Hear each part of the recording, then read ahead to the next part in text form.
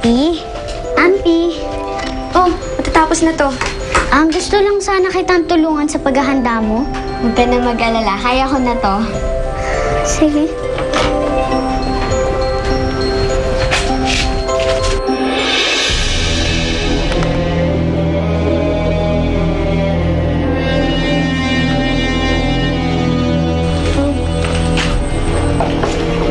Uy, Mukhang masarap yan ah. bango. Ang isa sa pinakamalupit na bruha sa Vegelandia ay si Amparo Ampalaya. Madali mo siya makikilala. Matanda na siya at kulubot. Kasi kulubot niya ang Ampalaya.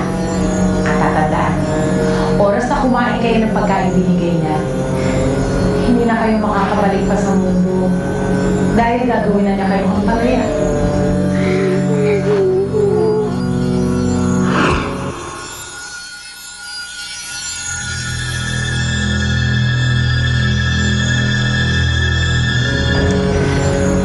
Ba't ganon? Hindi ako mapakali para may nararamdaman akong hindi maganda. Kumusta na kaya si Mininya Cookie? Palayo? Bakit balisa ka? Mahal na Diwata, may nararamdaman po akong hindi maganda. Ayoko po sanang isipin, pero Diyos mio, nararamdaman ko na nasa panganib ang aking mga kaibigan. Kawawa naman sila. Hindi mo sila matutulungan. Mahal na Diwata, por favor, may gusto lang sana ako itanong. May pagkakataon kaya na makasama ko pa sila. Palayo, hindi naman ako isang masamang diwata. At kapag natutuwa ako sa isang nilalang, kinagantimpalaan ko ang kanyang kabutihan.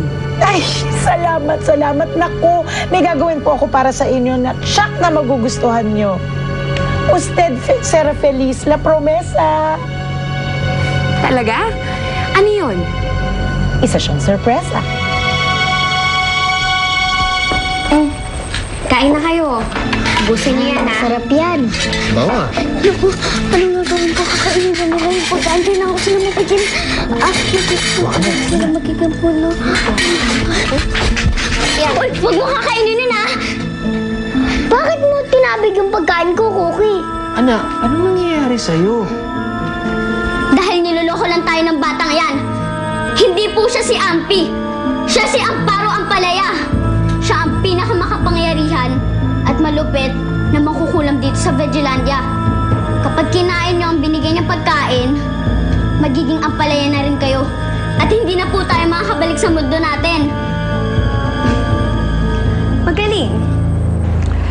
You're so stupid, Elma. Pati pa ako pinag-initan mo. Sorry po, tao lang nagkakamali. Oh. Aray ko. Ano yun? Sabihin mo kasi, engot ka talaga, no? Come on, yung daga pinatakas mo, pero yung paa niya hindi mo pinatakas. Oo nga. Diba? Hindi ko naman sinasadya. Ay, nako, Elma. Kailangan makahuli ka ng isa pang daga. Kung hindi, yung tenga mo gagamitin ko. Bumili pa naman ako ng bagong hika. Ay, what was that? Ah! What was that sound? Ha! Looks like your ear is safe, Elma.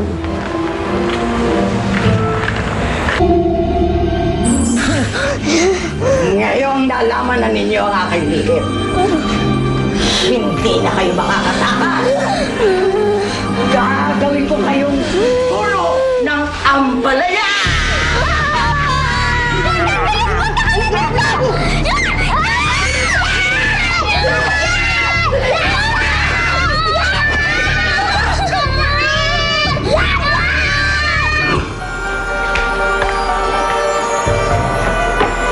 Asin?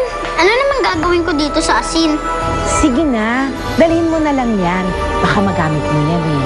Dito kasi sa mundo nyo, ang ginagamit na pampaalis ng pait ng ampalaya ay asin. Mali mo, magamit mo yan kay Amparo Ampalaya. Sige.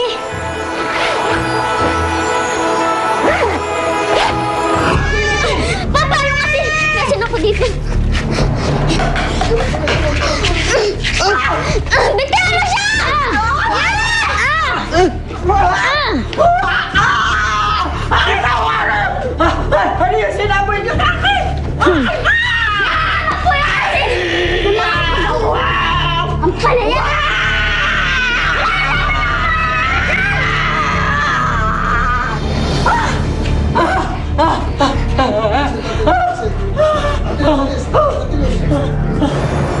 Mahal na diwatang Glumita, nasan ka? Bakit palayok? Anong kailangan mo?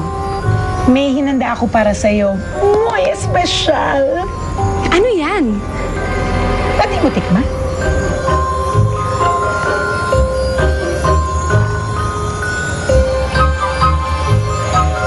Napakasarap nito, palayok. Anong tawag dyan? Magugulat ka. Ensaladang katuray yan. Ang bulaklak ng katuray ay hindi lang bulaklak, kundi isa itong gulay. Napakasarap nito, palayok. At natutuwa ako na ipinatikim mo sa akin ang ensaladang ito. At dahil dyan, gagantimpalaan kita. Muchas gracias, mi señora.